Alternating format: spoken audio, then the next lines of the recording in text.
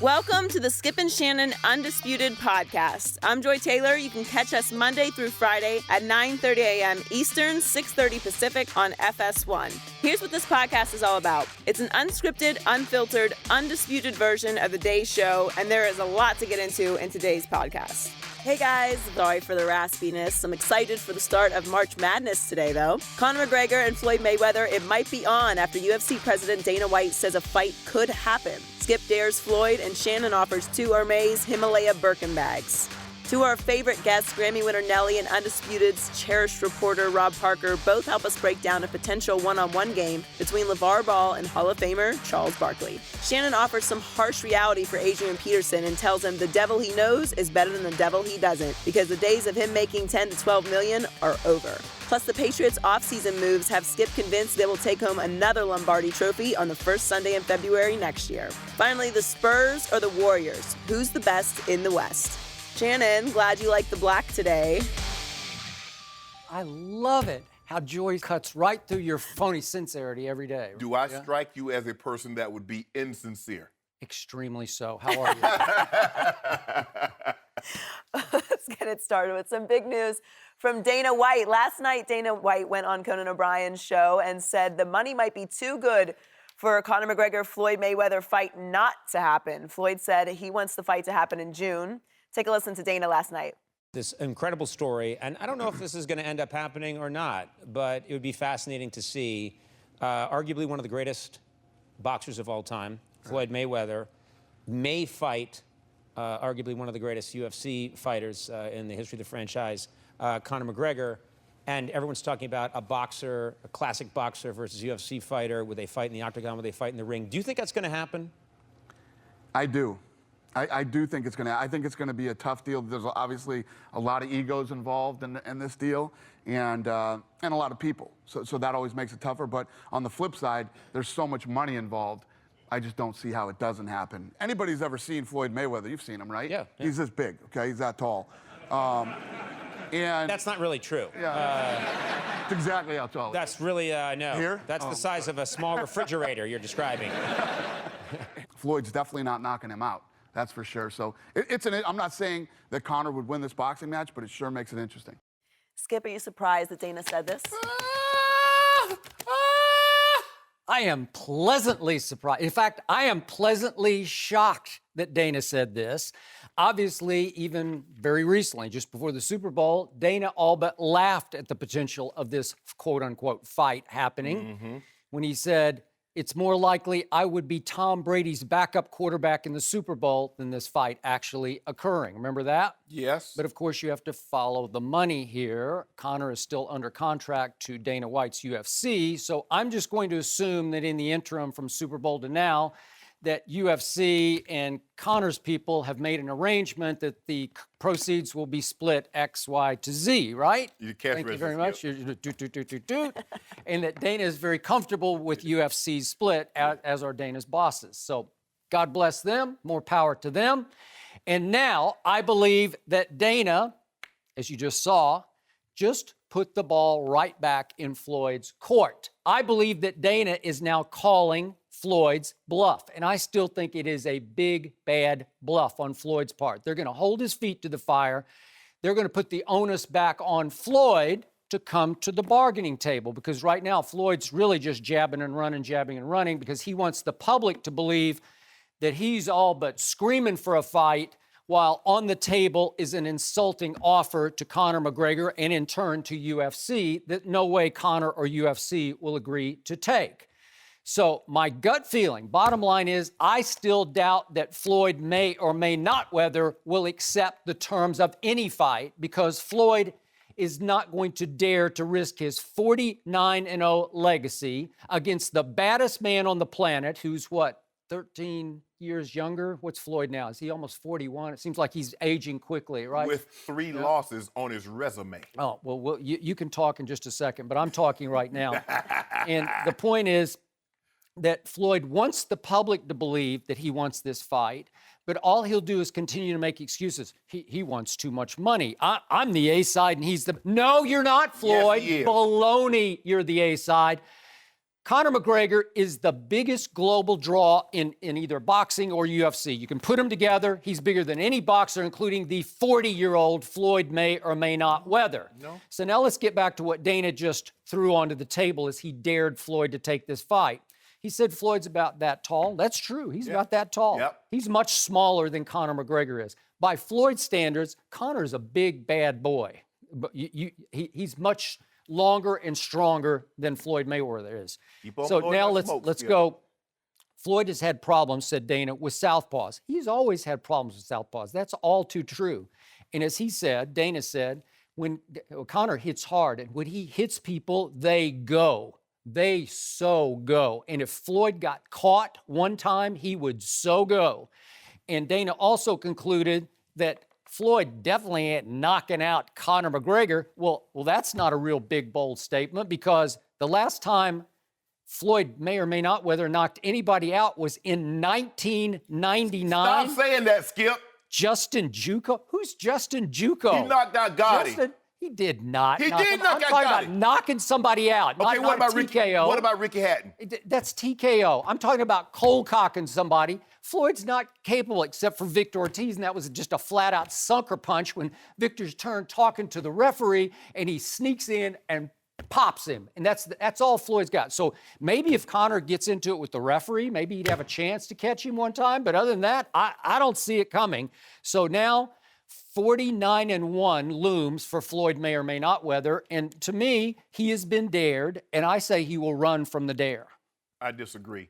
And no, I am not surprised that Dana White said this fight is probably going to happen because I always thought there was too much money involved for it not to happen. And what they were doing is called the art of the sale. What you do is that you put something out there. Skip, you ever heard of the Geneva Auto Show? Never heard of it. But anyway, let me tell you. I know about the Geneva Convention, but go ahead. No, we're not talking about when the superpowers come together. But this is an auto show. And what they do, they bring cars that's already in production, and a lot of times they're concepts. And what they do, they bring these cars here to see the clamoring. Would somebody really like to buy this? This year, the hot car is called an 812 Superfast. It's a Ferrari. Now, it's based on the 512 Berlinetta, 1950s and 60s. What are we talking about? I'm just saying. What they do is that when you clamor for something, because Dana White said, oh, this fight's not going to happen. I have a better chance of being Tom Brady's backup. Well, I sure hope he can throw a pass. Because guess what's about to happen? He's going to be Tom Brady's backup. It's about to go down. You know, the truth is Tom doesn't really need a backup. So it could be Dana, and they'd be just fine. I'm talking now. It's my turn to talk. Okay, go ahead. Skip, it's too much money involved. If Conor McGregor is as big as you say he is, this is not a $5 million fight. This is a $10, $15 million buy. Now you're talking about billions. Now you're talking about $1 billion, 1.5, possibly $2 billion. Ain't nobody walking away from that, Skip. Now Florida said, hold on, 1 billion, 1.5 billion. I'm the A side. You know the A side. You know I get 60% of that money, Joy.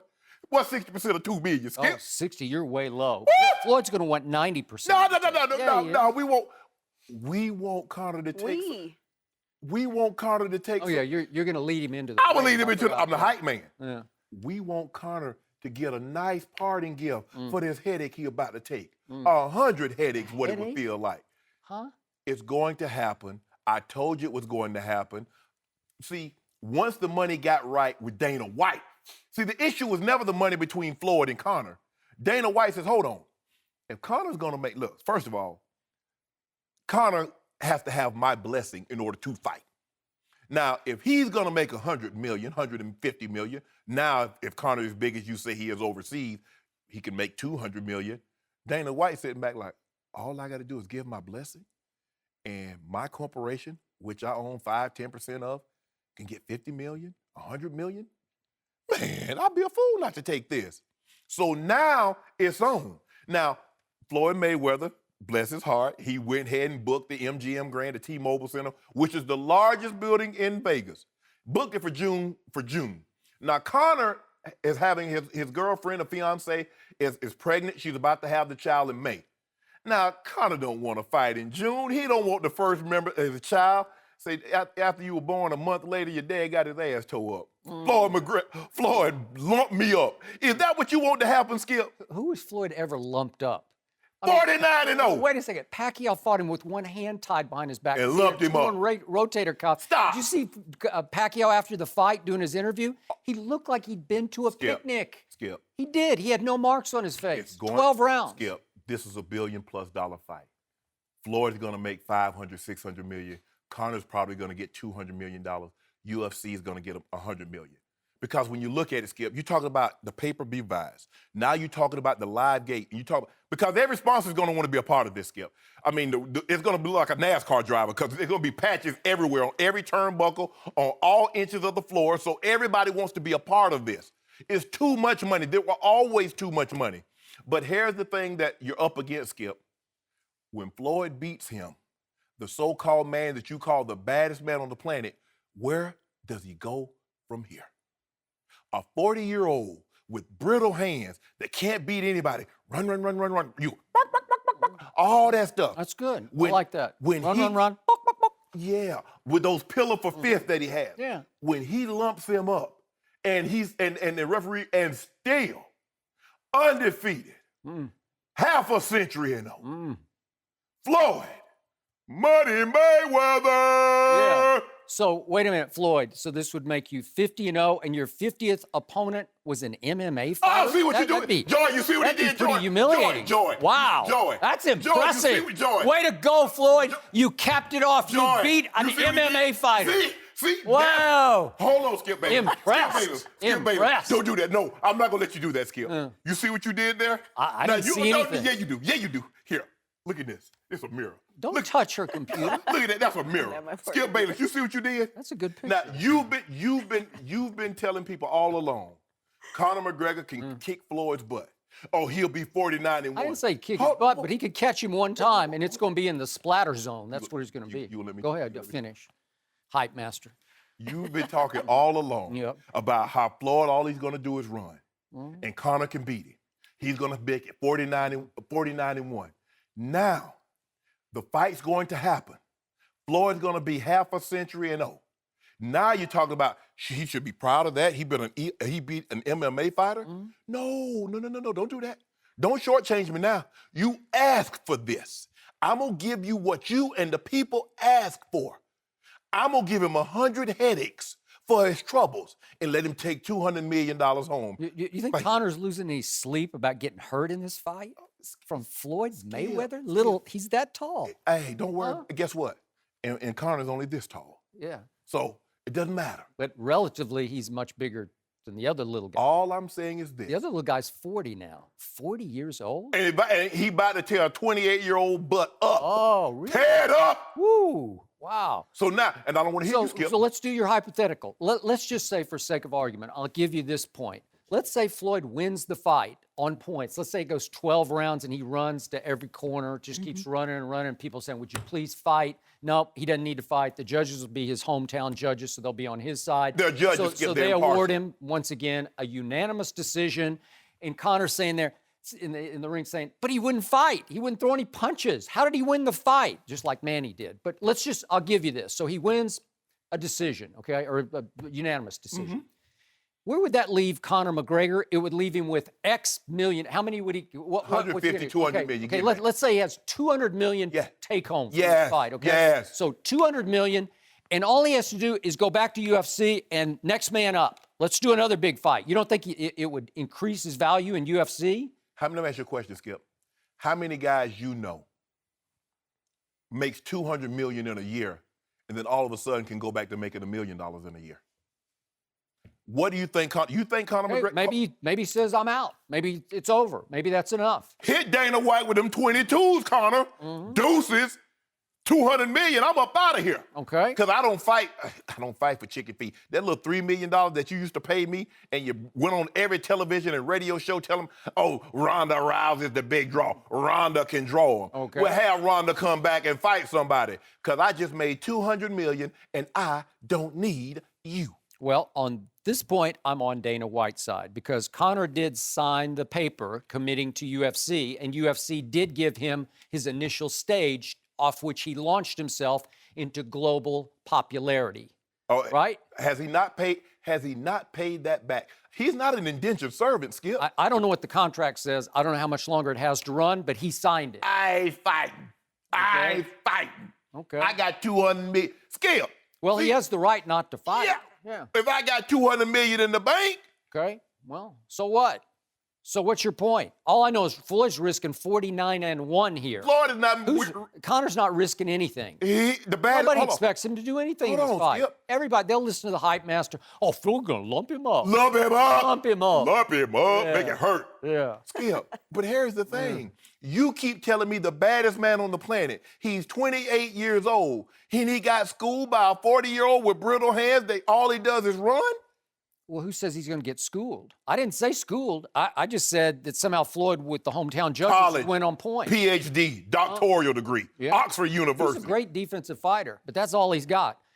We talk about Kawhi Leonard being the best two-way player in basketball. Floyd is a one-way boxer. Dame Lillard said that's not true. Well, yeah. Dame Lillard said that's not true. Are you making the case? No, Are you going to make that case? Can we talk? Stop it. We're talking about Conor McGregor and Floyd Mayweather. By the way, if Damian Lillard played in San Antonio every night, he'd win MVP. He would. He loves that Billy. I don't get it. We're talking about this. Yeah, okay. This is the fight that you've been clamoring for. You've been waiting. I just want to see it. Just one time. One shot. You and a lot of other people, you buy Floyd Mayweather fights because you already know how he's going to fight. But you sit there hoping, praying, begging that someone can catch him just once. Because Skip Bayless want to jump up and you're going to scare Hazel, but Hazel will never be scared. No, we sit here praying and hoping that he'll actually fight someone. Oh, he going to fight him. Oh, he going to fight him. Everybody wants to talk about fighting, but very few people want to actually the one guy fight. on this planet who would not be afraid of the Mayweather mystique, who would attack him with the opening bell, go right at him, chase him into the corner, and just go at him in ways Floyd has never been gone at before. That's what would happen. Nate Diaz said the other day, if Floyd will just push the pace right away, just go right at him in the first 3 rounds, some bad things could happen to Floyd, may or may not weather. And I say it's going to be may not weather on this one. It's easy to say, when I catch, but when you catch it, what you going to do with it? I guarantee you Floyd will make him turn him loose. Yo, early on, he going to be all aggressive. Oh, I'm tough. I'm in the MMA. Just keep coming forward. And Floyd's just going to keep shooting that jab. Bam, bam, bam, Rat-a-tat-tat. bam, bam, bam. Yep. Oh, just shoot it to him. Drizzle, give it to him, Floyd. It's like drizzle on the windshield. That's what it would feel like. Oh, Floyd, guess what? You ever seen drizzle on the windshield? And it rain you ever had it rain so hard, you had to pull aside the road because you couldn't see the road, Joy? I mean, the rain coming down so hard. Just the other day, I was right here in L.A. It was raining so hard I had to pull over on Wilshire because the rain was coming. I couldn't see nothing. Really? Couldn't see anything. I know how to drive in rain. I couldn't see a thing. Really? And that's what Floyd. And then the rain stopped and you get out and look at your car and it was just fine, right? There's nothing wrong. There's not a dent in your car. It didn't hail. It just rained. Guess what? Right? Putting that cold press on and trying to mess them lumps out of Connor's head. Lumps? Cold packs on his eyes. It's going to happen. And you ask for this. Yeah, I'm begging for it. And Queen Patty over there go get it. I'm daring. I am daring. Don't Floyd dare. Mayweather. Come to the table, Floyd. Go 50-50. This is a 50-50 We ain't giving no 50-50. We ain't giving him no 50-50. No, we ain't giving him no 50-50. Wow. We really? ain't. Ain't no we aren't. We ain't. Do you get a cut of this fight? Is that what's going on here? Floyd about to make $700 million. You know what? $700 million. You got to give the A side a 50-50 split. Connor's the A side. Sorry. Gotta admit it. Yeah. Conor is not, first of all, and don't you ever put Conor and Floyd. It's Floyd, Conor. On the marquee, it will be Floyd and Conor. Really? Floyd and I will enter the ring first. Wait a second. Are we talking about the same Floyd who hasn't fought anybody in 2.5 years? I don't care if he hasn't fought He's anybody 40 in years 2 old, decades. who's a washed-up fighter? Really? That guy? He's the A side? On the moniker. Yeah. The marquee. Yeah. Floyd and Conor entering the ring at approximately 11:38 Eastern Time will be Floyd Money Mayweather. Led by Shannon Sharpe. Absolutely. Yeah. Hyping it up. Yeah. Turn up. No mercy. Adrian Peterson remains on the open market, and the list of potential teams is getting smaller. Former Raider Latavius Murray signed a 3-year deal with AP's old team, the Vikings, this morning, and Eddie Lacy signed a 1-year deal with the Seahawks earlier this week. Shannon, are you surprised AP hasn't signed yet? I am a little. I think it has more to do with him pricing himself out of this market. Adrian Peterson still sees himself as a $10 to $12 million running back, and those days are long gone for him. What he should have done is that when Rick Spielman, the general manager of the Minnesota Vikings, he should have sat down here and his agent with and worked on a contract, redoing his contract and let him finish his career. But that's not what he wanted. He thought somehow he deserved an $18 million, for them to pick up that $18 million option. And if you notice, Skip, and if you go back, say, the last couple of years, Adrian Peterson said that he didn't feel appreciated by Minnesota. And what did Minnesota do? Added some years to the contract, gave him some more money up front. About a month ago, his dad says the Minnesota Vikings do not appreciate Adrian. Because why? They wanted more money. And the Vikings like, nope. Teams are very leery. First of all, Skip, at the age of 30, most teams view running backs as dinosaurs. Even one as freakishly gifted as Adrian Peterson. Yep. So now you're talking about he's about to be 32 at the start of the season. Yeah. He's coming off a serious knee injury, and he wants $10 to $12 million a year. I don't see how he gets it. And what's happening, Seattle, off the market. Murray signs with his old team. So I'm trying to look at places where he can possibly go. Maybe he and Murray switch teams. Maybe he goes to Oakland. But Skip is drawing up. I mean, you look at the AFC South, nobody can really, maybe Jacksonville, but Tennessee has two backs. The Texans have two backs. I don't really see Colts. Are they a possibility with Frank Gore there? I'm really finding a hard place. When you look at all the teams, it's really hard to find a place that he fits, because basically he is an I-back tailback. Put him behind a fullback, 8 yards, toss him the ball, let him find the hole. That's what he is. He doesn't run well out of split backs. He doesn't catch it. So basically, he's a first and second down back. Yep. Teams now need more versatility. And if I'm paying you $10, $12 million to play on first and second downs, I just don't see how that flies. And plus, Skip, he doesn't practice. Yep. He doesn't play in the preseason. So that's why he should have gone back to Minnesota, because nobody would value Adrian Peterson like the Minnesota Vikings value Adrian Peterson. And he's finding that out the hard way. I agree with everything you just said in a sad way. I thought it was a sad day for Adrian Peterson. I know Adrian, I like him a lot as a guy. Nobody works harder, certainly in the weight room, not on the practice field, but in the weight room. Yes. Nobody has more sort of warrior spirit to him. Nobody has more pride than Adrian Peterson.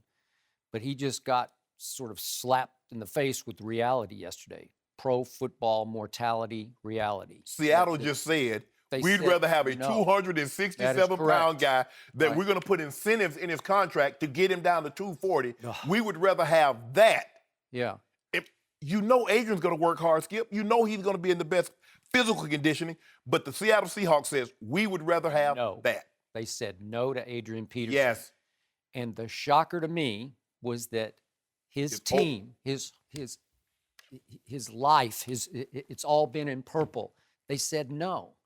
They said, thanks for the memories. They said, it's been real, but it's over. They said, see you later, 28. Yes. And I'm just stunned by this, because I thought it was playing out, as I think Adrian and his people thought it was playing out. You take your visits, but you're just negotiating with your hometown team, with your original team.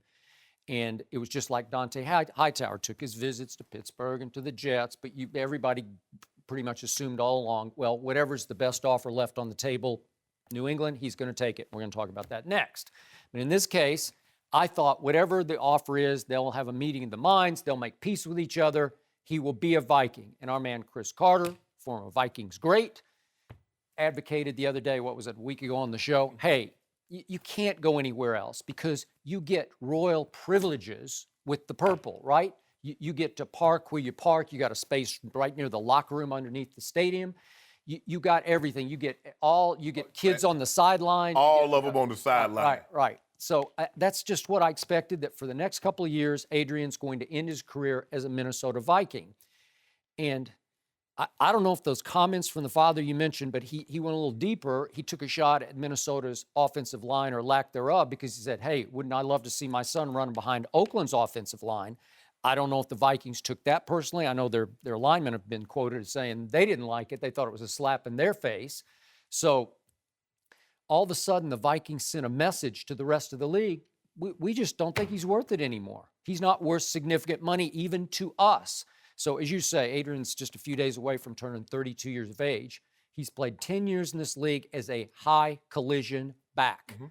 95% of his career carries, as you just pointed out, came out of the I formation with a fullback blocker and the quarterback under center. So not only has he priced himself out of the market, he's also schemed himself out of the market, because that's not the scheme that is the current rage in the NFL. No. Everybody wants the quarterback in the shotgun with the back here or the back there. Yep, offset back. Yeah. And it's just the way life is now, and life is maybe passing him by. So I don't know. The obvious fit is in Oakland, but I don't know. Maybe Oakland looks at this and says, really? For how much? I mean, it's your basic, it has to be the make good contract where you perform to get paid. But that's what I don't understand, Skip. Why not just go read it? Because I don't care where you go. You're more valuable to the Vikings than anywhere else in the league. Why not just go ahead and redo the contract? You know the city. You know the system. You're on a brother-in-law program, no practice. You play no preseason games, and you only play first and second downs. Okay, go ahead and do a 2-year deal. We'll do 14, we'll do 8. Let's just say we do a 2-year deal, Skip. We'll do it for $18 million.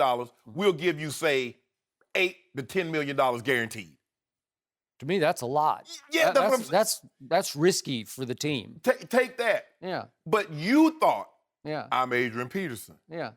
Everybody doesn't view Adrian Peterson like the Vikings view Adrian Peterson. And because you only run mainly out of the eye, they want running backs to be able to offset, which means they're not behind the quarterback. They're on the left or the right. We can zone, read it, hand it to you, or we can swing and throw it to you out of the backfield. Can he catch the ball? Yes. Obviously, he's caught passes before, Skip, but that's not his strong suit. His deal. So basically now you're telling me you want me to pay $10, $12 million for 2 downs? That's just like D linemen. D linemen that play every snap make more than guys that just play the run. That's just the way it works. So Adrian, you need to come to the realization that you're not going to make 10 to 12 million. You've made a lot of money in your career. Hopefully you've done well with it. But those days of the high paydays, that's over. And you should understand that. Skip, if this was me, I would have gone back to Denver. I would have, even if it meant, I don't care what's out there. I know what I have here. I know how they treat me here. I know Mike Shanahan's going to give me one day, one practice off during 2 days. I know they're going to be days, 84, take Wednesday off. Sure. I get it. But you go out there, you're going into the unknown. I'm a firm believer, Joy. The devil you know is always better than the one you don't. And he's finding out that devil that he didn't know, don't know him. So back to Oakland, they're sitting at 24 in the first round, and obviously they need defensive help. But this first round is going to be deep in running backs. It is a young man's position. Now, Fournette will probably be gone before 24. Okay, what about Cook? What about McCaffrey? I think he'll be gone. That Kamara from Tennessee that a lot of people have fallen in love with, Alvin Kamara. I don't know. What about Joe Mixon? Would they be the team that would take the risk, take the flyer, take the PR hit on Joe Mixon at 24? Boy, he can run. He's 4.40 and he can catch. I saw every down he played at the University of Oklahoma. He's a first-round talent player if you're willing to accept his baggage. Blesses. He's an Al Davis type of guy. Yep. And I know if the old man was alive, I don't see how he gets. I don't see he is run as fast as he can run. The old man was a lot. Yeah, I think they would plunge on that. Right there at absolutely. 24. And obviously, Adrian has also made it clear that his dream of dreams, heart of hearts, would be to finish his career with his Dallas Cowboys, because he grew up just down the road from Dallas in what's called Palestine, Texas. And I just don't see it. I don't, you got Darren McFadden, you got Alfred Morris. I like both of them a lot. Those are 2 quality backs. I don't think you can maybe keep both of them next year going in. So what are you going to do with Adrian Peterson? First of all, you got $24 million guaranteed in Ezekiel Elliott. I'm running him. I'm getting my $24 million out of him. So that means if he has to carry the ball 300, 325, that's what he's going to do. Do you see Adrian Peterson starting the game on the sidelines? and coming in only for Zeke when he's tired. He might get 6 or 7 carries a game. He might. Do you see that? You see that for Adrian Peterson? Would he do it just to be a Cowboy for 2 more years? I don't know. His pride wouldn't let Skip. Think about how prideful. The greater the player, the greater his pride is. Yep. And he only sees himself as a starter. Yep. And I thought he talked a lot about that last year because he did not know that the Cowboys were going to take Ezekiel Elliott. They thought he'd take Joey Bosa or somebody. They didn't think they'd take Zeke, and lo and behold, they took Zeke. Yep. And so now I don't see how that fits into their plan to have Zeke and Adrian Peterson on the same. That doesn't make any sense. Plus, Darren McFadden's really good. Yeah. And he's a former first-round pick by the Oakland Raiders. Alfred Morris ran. Early in the season, I thought he was really good. Absolutely, especially in the Washington game. Well, sports mortality is a hard thing to come to grips with. We know that. No mercy. LaVar Ball, the dad of UCLA freshman star Lonzo Ball, continues to make headlines. Ball said that Lonzo was already better than Steph Curry and that he would have beaten Michael Jordan one-on-one. Charles Barkley has been very outspoken about Ball's claims and had this to say yesterday. Let's take a listen. Once I found out he averaged 2 points a game, listen, you need to slow your roll. He says, I didn't win the championship. And I said to myself, I need to go back and Google this guy because maybe I missed the Ball era when he was dominating and winning championship everywhere. Listen, I'm too old and fat to play basketball, but I'll challenge Mr. Ball to a one-on-one. Oh, yeah. How about that? I know I can. Hey, listen, I don't even know how old he is. I think he might be right. He's got to be around my age. But ain't no guy who averaged 2 points a game can beat me one-on-one. I'm positive of that. LaVar Ball responded to Barkley saying he wants to play one-on-one and all this, and he says, I averaged 2 points. Who cares? I know he don't want to play one-on-one because he's too big. He better stay behind that TNT thing and eat them donuts. Yeah. Yep. I love Charles. That's exactly it. Well, Nelly and Rob Parker with us. Nelly, who would win in a game of one-on-one, the 54-year-old Charles Barkley or the 49-year-old LaVar Ball? Let me first do a disclaimer of saying the Ball comments as far as him beating Michael Jordan and all of that. Yeah, I'm totally thrown off by that. You. Now, he need to be maybe took out back and, Let's just disregard that. Let's just disregard that. Okay. I don't want that disclaimer. I'm just putting that disclaimer out there. I don't want me to. Okay. Now, against Charles Barkley, no way that a man who obviously plays more basketball than Barkley's probably played in the past, 15 years? 15, 20 years? Yeah. This man is in the backyard every day with his boys. He is.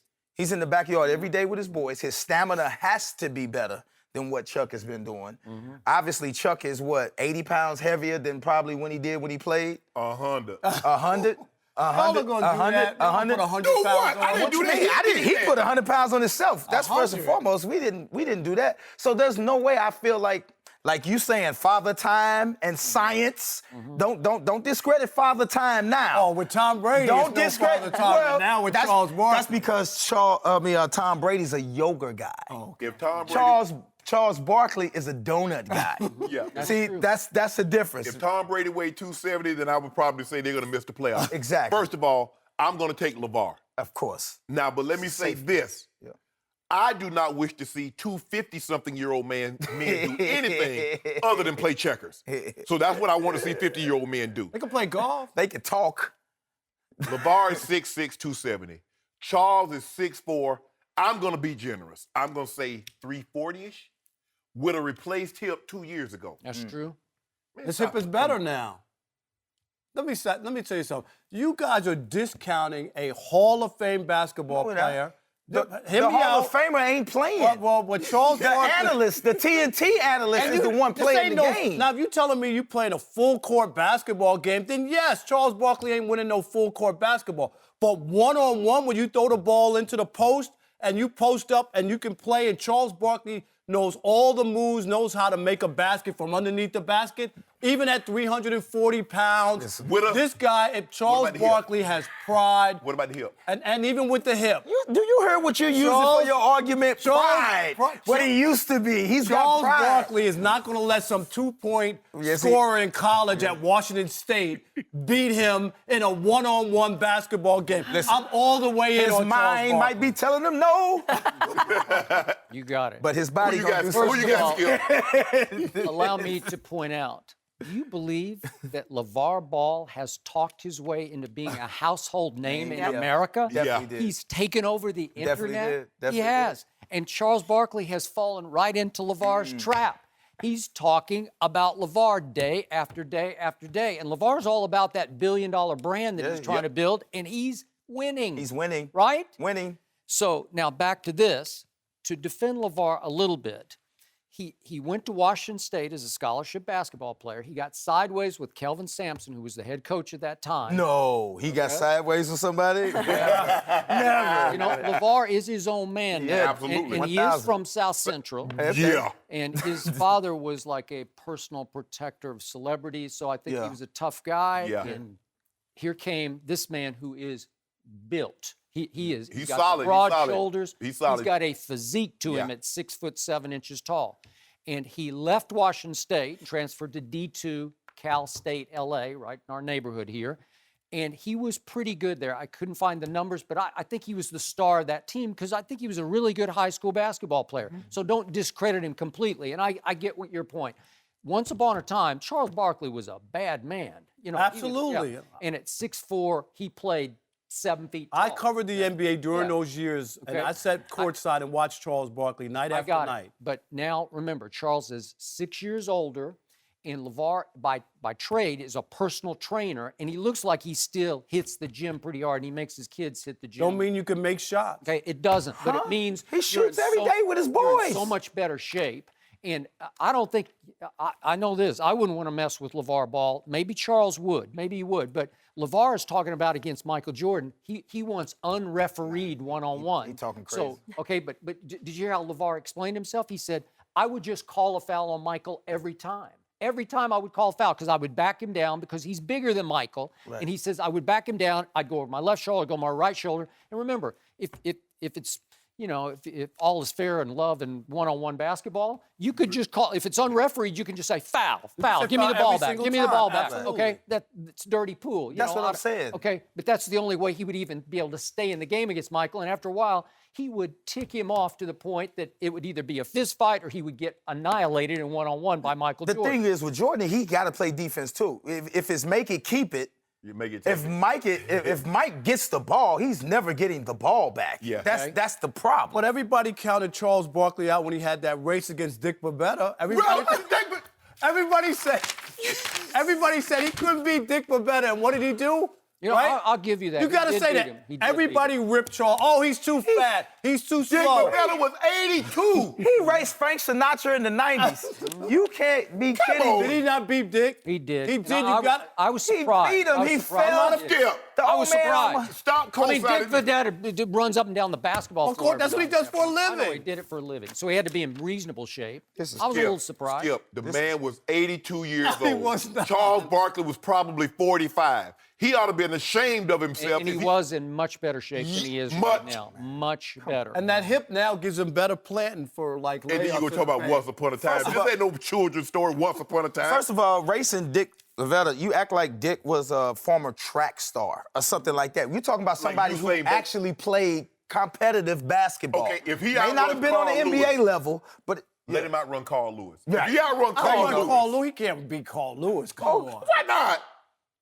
I just think you got Carl Lewis 60. You're discounting Charles Barkley, the athlete, the Hall of Famer, the guy who put in work in the NBA. I'm not discounting him. I'm telling him. You know what works. The analysts. You as a former player, ain't no way you're gonna let somebody else just walk up on you and think, as a Hall of Famer, that anybody can beat Shannon you doing works out 3 times a day. I train 3 hours a day every day. Charles Barkley hadn't trained anything. Charles is doing this. He's working out, donuts, coffee. Competitive eating is not really, an athletic endeavor. I'm with We're Charles. gonna let that one go. The key to this competition would be refereed or unrefereed. No, we got to have referee. No, referee. I don't want that. Would you want to see that? Okay, if you referee Michael Jordan versus LaVar Ball, I don't think LaVar could score a basket. No. I really don't. Not I think it referee. would be something to nothing every game. You know what? He might score a basket I don't know. because he might get 1 or 2 bag downs, like he's saying, a hook shot or something like that. It don't take much. It don't take much. The only problem I have with LaVar now, I think he went a little bit too far when he said, Magic got a son and he's whack, and Kareem got kids and he's whack, and Michael. Stay away from the kids. That's too much that You he's don't doing. need to bring that up. Well, I think I think, and also he could be. I'm for everything that he's doing and putting your confidence behind your kids. That's totally 100. But you got to understand too, when you make comments like my kid is better than the MVP and things like that, it's not even a disrespect to the MVP. It's a disrespect to everybody that the MVP has beaten. This man has beaten, when you say your son is better than Steph Curry has beaten the LeBron, league. He's Durant, beat the league. Westbrook. So when you say that your son is better than who beat the league, now the league is looking at you like he's actually putting a mark on his kid's back. When his kid gets to the league, and I ain't gonna tell you what I heard, I'm gonna tell you what I know. When he get to that league, he will be a marked man. Oh, you got to try it. You got to see what's He on his hype will about. be a marked man. Okay, the oldest kid will be able to stand up to it. He gonna have to stood be. up to it. Well, I've He watched gonna him have to all be year. because he's not facing a team with maybe one potential NBA star. He's gonna be facing the lights of the best every night. I went to their basketball game the other night. The other two kids. The college game. The high school game. In El Camino Melo College, and LaGello. And just chucking up threes, man. I just was turned off by the game, to be honest.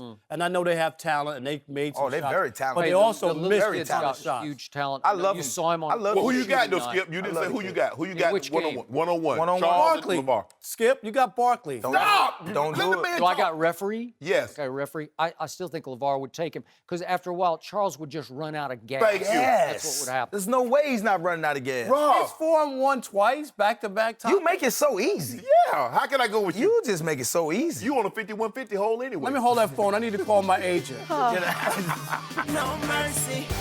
Sunday on Fox, the Monster Energy NASCAR Cup Series goes west to Phoenix. Kevin Harvick looks to continue to dominate the desert. It all starts Sunday at 3 Eastern on Fox. Marcus Aldridge returned to the Spurs last night after missing 2 games with a minor heart arrhythmia. Aldridge had 19 points, but the Spurs lost at home to the Blazers. The Warriors now lead the Spurs by 1 game in the West, but the Warriors have issues of their own. Golden State has lost 3 of 4, and ESPN quoted an anonymous Warriors player who said, "We've got problems, and it ain't about basketball." Not sure what that means, but it doesn't sound good. We're joined by Chris Broussard. Welcome, Chris. Thank you. Chris, who's the best in the West right now? I have great respect for the Spurs. It would be tempting to go with them. They have the best structure. We talked about them being 5-1 without Kawhi. Guess what they are without LaMarcus Aldridge? 7-1. Like, it doesn't matter who's out there almost. All right, so great respect for them. But I think that we have come to expect so much from the Golden State Warriors that anytime they're not excellent, we think the sky is falling. And, I mean, yes, they've lost 3 or 4. Cleveland's had a rough stretch here. San Antonio has lost two of its last 4. One against Oklahoma City with both of their stars playing, Kawhi and LaMarcus. If that happened to Golden State, we'd probably be saying they're done. They're in trouble. What's going on? And not to mention they don't have their best player. So I still am going with the Warriors. I think that this turmoil, I'm not afraid of turmoil. We found with Cleveland the last few years, it's LeBron against Love. It's LeBron against Kyrie. LeBron against David Black. Sometimes that turmoil helps. The Warriors have not had any regular season turbulence in the last 2 years. You know what helped turmoil? If you got the king of Africa. If you got him on your team. I set that on a platter for If you got him on your team, Skip, Who is the king of Akron? I don't know. Who are you talking about? Stop. Stop? Yeah. I don't know. 1984. Huh? Born in 84. Oh, born in 84. I thought you meant the book He 1984. was born in you know what, Skip, you didn't stop. You too big for this, Skip. So I'm sticking with the Warriors, and I think this is going to be good for them because they've been able to get away with poor execution for the last few years because Steph and Clay were hitting bombs, and then Durant came, and you had so much room for error. Now they don't have that room for error because they're not making shots. So this will help them tighten up the details that they need to. Right now. Now, first of all, the claw got declawed last night. You know, the best two-way player, Kawhi Leonard, he be D'ing LeBron up. Now, I just want to know last night, Skip, because I know you watch every Spurs game from start to finish. Hold on, let me finish, Skip. Unfortunately, I watched that one. Are you going to let me talk, Skip? Talk. Okay. I'm going to talk, and then I'm going to let you respond. I know you watch every Spurs game from start to finish. You watch every Cavs game from start to finish. You watch every OKC Thunder game from start to finish because Russell Westbrook is box office. So I know you see TV. So I know you was watching this game last night. The MVP, Russell Westbrook. Go ahead. So can you tell me the best defensive player in the game, who was he guarding last night? Was it Dame Lillard or C.J. McCollum?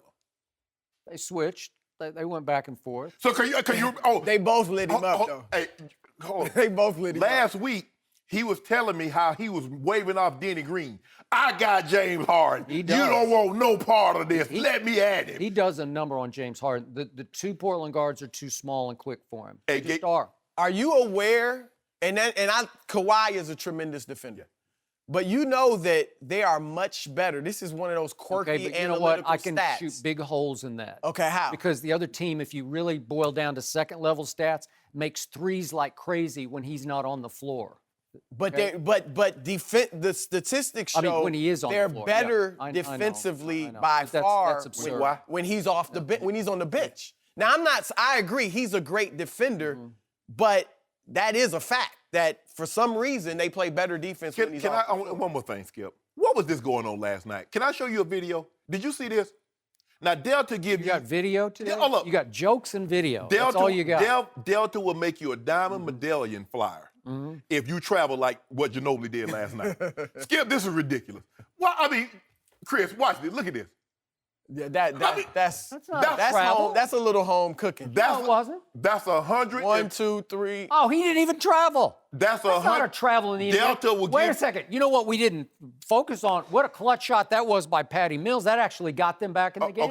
Okay, let me. Is there a better clutch shooter First than of all, Patty Mills? Delta will give you Thank you. 150,000 miles, and they That will. was not a walk. And they will pick What you are up at the talking about? jetway in a That's not pool. That walk. is a, I mean, you know Shannon, what? It's as- 2.5. as a LeBron- it's as a really LeBron not a walk. It looks apologist, like you a should heck of a be walk, but ashamed it's. of I don't think it yourself. I is. don't think it is. So you But Wait a I've second. never It's not a seen walk. that. Chris, before you go, you hear what you said. What did she say? He should be ashamed of himself. After what? Go ahead, finish it. Go I ahead. said, as a LeBron apologist, We weren't even talking about pulling that. a We weren't even talking video about of LeBron. someone traveling. You were cheering is those travels ridiculous. a few But you years know ago, what? He never right? traveled In to Miami.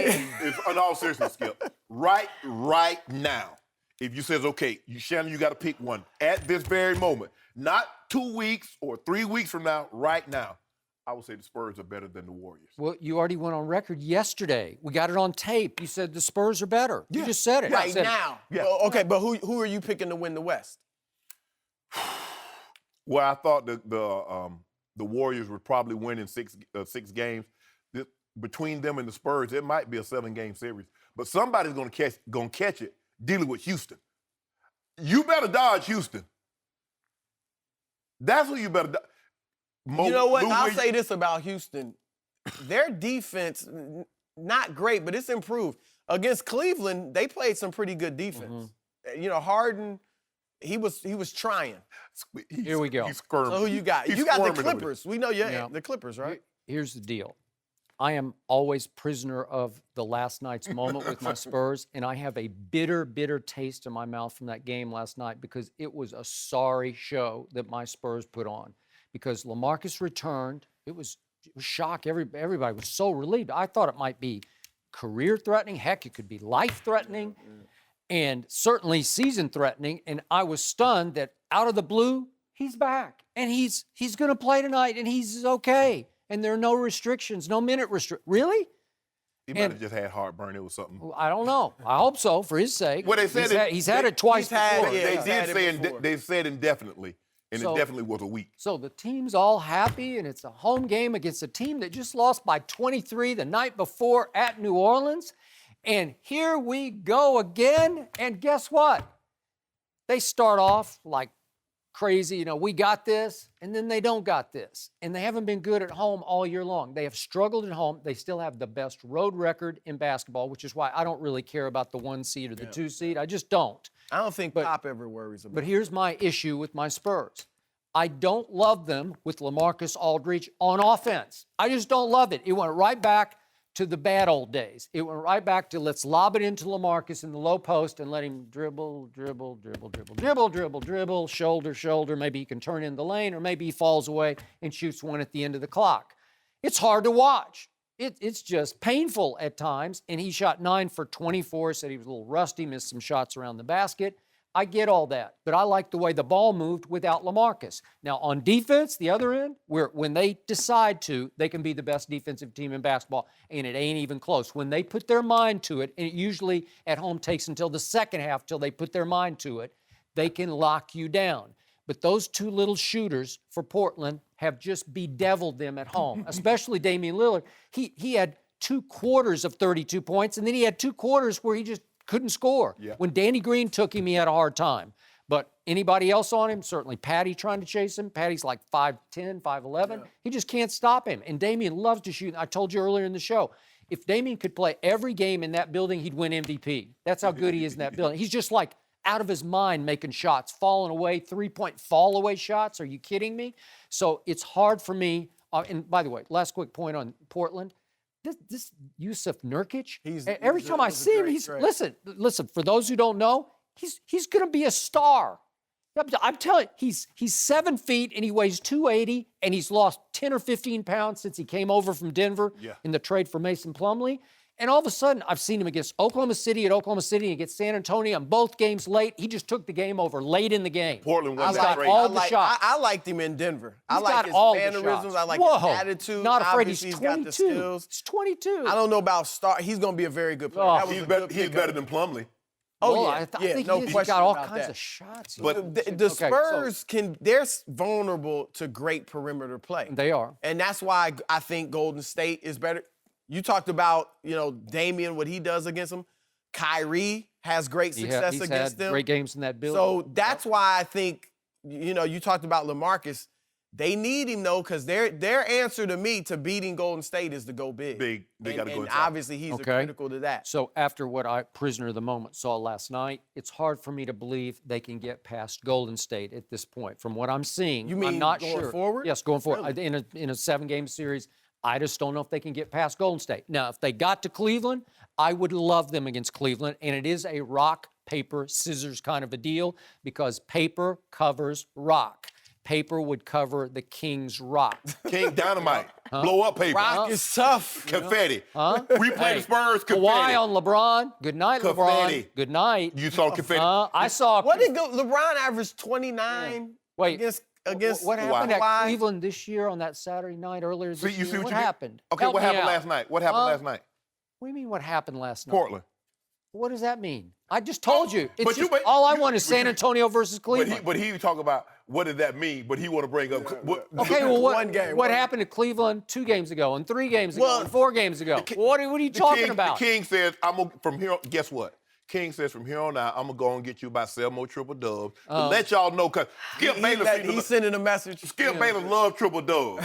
So I'm going to give him something to love me for. So he got a triple dub with 16 points the other night after his teammates hit 10 straight threes to open the game, and you're going to run to the bank with that one? That's just pathetic. You don't say nothing with Steven Adams and laying the ball up in the basket. What does that mean? If you get him a wide open dunk because you drew 2 defenders to you, that's Chris, pretty let me great. ask you a question, Chris. What do you think is harder, a dunk, layup, or making a 3-point shot? 3-pointer. Oh, come on. But for Cleveland, a wide open 3-point shot? That's a tough shot. Yeah. Steph's been missing them all year. Come on. Don't Skip. Yeah, It's going LeBron Skip. had, what did he have? What did I say, 7 3-point shots out of 12 assists? He just says, here, your turn, Inevitable. your turn, your turn, Inevitable. your But turn. he's creating those shots. He is. I He's give you that. creating Can you do me a those- favor? Yeah. I know you went to Vanderbilt and you only made like 1 B in all your life. Can you, what's the definition of inevitable? You tell me. You I don't know. I mean, I think, you went to Savannah State. Savannah You know all the State- answers. Okay, this says inevitable. That which is bound to occur. The Well, unavoidable. you must have looked that up before the show. No, You got notes. You got research. Yeah? Well, he did major in eligibility, right? Yeah. That's what it was. Graduated, thank you, Lordy. No mercy. Dante Hightower re-signed with the Patriots yesterday on a 4-year deal for nearly $44 million. Hightower was a Pro Bowler last season. The Patriots have been busy this offseason, signing cornerback Stephon Gilmore and trading for wide receiver Brandon Cooks. Skip, how much better are the Patriots than the team that won the Super Bowl? In all my years, I have never seen anything quite like what just happened over 1 week's time with the New England Patriots. Let's get this straight. The defending Super Bowl champion, the winner of 2 of the last 3 Super Bowls, the winner of 5 Super Bowls in the Tom Brady era, just won the offseason. Not just won it, annihilated the offseason, distanced itself from all the rest of the NFL as the defending Super Bowl champion. So let's get this straight. They go sign the best cornerback on the market, Stephon Gilmore. They trade for their first bona fide deep threat since Randy Moss, Brandon Cooks. And they acquire a tight end in Dwayne Allen, who's a terrific catcher and blocker. And by the way, Gronk will come back after he missed the last 8 games last year. I don't know how long he'll last. He's getting Romo-esque with his injuries, right? But still, they're happening with greater frequency, and they're keeping him out for longer periods of time. I got it. But the Patriots also traded for Coney Ealy. I like him. You said the other day you're not quite sold, but he can do some, if not a lot of, as an edge rusher, what Chandler Jones used to do. And obviously they got rid of Chandler Jones. Do you think they'll free him up like that? Because you see what he's got that kind of ability. You saw it in 2 Super Bowls ago, right? But that was a 43 scheme, 4 down, and you just go get the quarterback. That's not what Coach Belichick does. I'm not sure they free up anybody. But although Chandler Jones had his moments where he just came around that. He flew around the corner. He looked Von Miller-ish at times. And the capper came yesterday when I wasn't sure they could pull this off. They actually managed to re-sign their best and most important defensive player, their defensive captain, their defensive leader, and Dante Hightower. That's game over for the New England Patriots. So, as you recall, the day before free agency began, right here sitting in this seat on this show, when the breathless reports broke that Tony Romo is being released. Remember that day? And I sat here and looked right in that camera and I said, thank you, Jerry Jones. We just won next year's Super Bowl. And I plunged that day and said, Dallas over New England in next year's Super Bowl. You said Super Bowl 52, too. You made it. 52 in Minneapolis. Site of the Hail Mary. Roger Staubach to Drew Pearson. That's what that got named. Was that 75, 74? 75? Yeah. Yeah. Divisional game. Nate Wright was the cornerback who got victimized. There was a little push. A little Michael Jordan push. Okay. Remember Michael Jordan on the shot? Yeah. Okay. So it was Jordan-esque. Yes. I'll give you that. But the point is, I plunged that day, and then this last week happened. And I got to be honest, I'm going to have to rethink my position because while Dallas has done nothing, fiddled while Romo burned or didn't do anything, I guess, the Patriots made themselves so much better that right now I would have to say it would be Patriots over Dallas in the Super Bowl. I'm still hanging in with Dallas to win the NFC. They're still favored to win the NFC. As you say, if you don't get better, you get worse. I'm not sure they've gotten worse, but they haven't gotten a whole lot better. And Romo is still a Dallas Cowboy. So I'm horrified, and I am rethinking to the point that I got to go with New England as the prohibitive favorite now to win next year's Super Bowl. On paper, this is a better team that won the Super Bowl over a month ago. Like a lot better? A lot better. Yeah. Because they have speed at a position that they haven't had that kind of speed in an extremely long period of time. Brandon Cooks is a difference maker. He can take the top off the defense. Hogan has speed, but he doesn't have this kind of speed. Not Amendola, but Julian Edelman, he'll be Edelman. I mean, he's reliable. That joke is tough. I mean, he's not very big, but he can, in between the numbers, he might be as good as we have in the National Football League. Now, Amendola, he has a big cap number. Now, he's probably going to have to take another pay cut, restructure, in order to stay on the team. Malcolm Mitchell will improve. He was a rookie. He understands. He made big plays in the Super Bowl. So he's only going to improve because that's what happens. When you start playing well, the bigger the game that you play well in, you start to actually believe, I belong. I'm supposed to be in the NFL. Tom Brady throwing me a pass in the championship game. He threw me a pass in the Super Bowl on 3rd down. So his confidence is going through the roof. And they signed, as you mentioned, they signed the team captain back, Zeus Hightower. Skip, here's the thing, and I've said this before. When you're a free agent, unless the team overpays and blows that player away, he normally returns to the team. Now, unless there's some bad blood and he wants to get out, things have been said, but normally, 95% of the time, he will return. And I don't think he got blown away. If you look at the numbers he got, they gave him a tad lower than what the Luke Kuechly's, the Bobby Wagner's, the Navarro Bowman's. He's in that Brandon Marshall of Denver. He's that tier right below that. So it just goes to show you what teams. The Patriots were very smart because they could have franchised him and it cost them $12.8 million. But Coach Belichick they won again. They did. Coach Belichick realized shrewd operating. He's more valuable to us than anywhere else in the National Football League because I'm sure they've been doing their homework. They didn't just start when free agency started.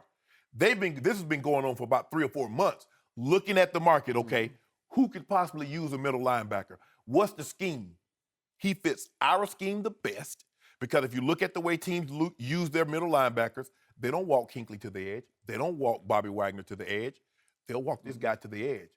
Try to get him one-on-one with your back. Try to get him one-on-one with your tight end. So Coach Belichick saying he's more valuable to us. I don't see somebody giving him more money than what they gave Hinckley. Hinckley got $34 million guaranteed. LaVar Bowman's about 22. Wagner's about 22. So it did sound like the Jets, if the reports are correct, Right. offered a couple of million a year more. right. But here's the thing, though, Skip. Let's just say, for the sake of argument, he got 19 million, 19.5 from the Patriots, and the Jets had 21, 22. If you blow 19 million, you the darn sure blow 21 million. Because what can't you buy that you absolutely need at 19 at 20 that you couldn't buy at 19? And so he says, I'm the team captain. I'm a leader. I know what to expect. Practice time, meeting time. I know what the expectation is of me. And I know this absolutely unequivocally. We're going to go to the playoffs every year. And obviously, money can't buy happiness. I think your grandfather said that originally, didn't he? No, you know what, Skip? It can't buy happiness, but I'd rather be sad in a Rolls Royce than happy on the bus. That's just me. Yeah? Yeah, that's just me. I don't think Dante thought that. I know. Because the Jets are an unhappy place right now. Yeah, Skip, you don't even know who the quarterback is. Yeah. I know for at least, he says he wants to play 5 years. I'm not worried about 5 years. I know for 2017 who my quarterback's going to be. Do we even know who the Jets quarterback's going to be? We have no idea. Jay Cutler? Stop playing. Well, I'm not playing. With that being said, Skip, I think it was a very wise move for him to go back. He has the chance to compete every year for Super Bowls. He got really good money. He's in a place he's comfortable with. He knows they're going to use him correctly. Seems like a no-brainer to me. Yeah. And how valuable are your rings? You got 3 rings, right? Yes. Did they not help put you on the national map? Yeah. Did they not help get you through the door into the Hall of Fame? Kelly, the way I look at it, Skip, look, unless I'm talking about it's money like you got 20 million over here and somebody giving you 30. But 20 and 22, Skip, that's not enough to make me move because I'm going to have to get another house. And if I've been there for an extended period of time, I got a house there and I'm going to have to get a house in a new location. So now I'm paying 2 mortgages. I'm real cheap, Joe. You are not cheap. I squeeze that dollar. The eagle be crying on that. Unless it's tennis shoes. Yeah, okay. Right. Kelly, Katie. We know. Katie doesn't know I have the shoes shipped here now. Well, I didn't say that. You did. You keep talking about. Say that. Skip. Snitch it on yourself. What? This is an inside conversation. No, I'm just. I don't get this. The money thing, Skip, is like you said, comfort, practice schedule, know what I know, the city, the fans, the team, the organization. Well, if you're smart and you get, I don't know how many rings he could end up with. If you wind up with 4 Super Bowl rings, you don't think it's easier to get into this business, get through the door? Absolutely. Hey. Absolutely. But here's the thing. When I tell guys now, look, you get 2 rings, 3 rings, and your team says, okay, we got 15 million, and the team over here says, I got 22. You can't eat those rings now. You can't send kids to college with rings. You can't live in rings. You go get that money. 3 is enough. I don't even wear my ring. 1, you got to wear it, Skip. You got to wear 1 ring because you got a conversation piece. But when you got like I got 3 of them, they know. Well, all I know is it would be really nice if the Patriots would leave some for the rest of us.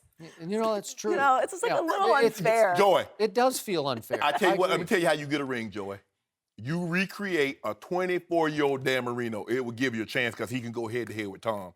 But Tannehill and Matt Moore, just leave a little for the rest of us. No mercy. This is the Skip and Shannon Undisputed podcast, where we're delivering you an unscripted, unfiltered, undisputed version of the biggest topics of the day's show. Be sure to subscribe to the podcast on iTunes, like us on Facebook at Undisputed on FS1, follow on Twitter at Undisputed, and catch us at 9:30 a.m. Eastern, 6:30 Pacific, Monday through Friday on FS1. You can find us on channel 219 on DirecTV, 150 on Dish. Thanks for listening to the Undisputed podcast. I'm your host, Joy Taylor. That's it for us today. We're back tomorrow with Rob Parker, Greg Jennings, Chris Broussard, and Method Man in studio. Enjoy the college hoops today. And just a reminder, tomorrow is our favorite day of the week because it's Dance Party Friday. As always, follow me on Snapchat and Instagram at Joy Taylor Talks. I'll put it on Twitter as well.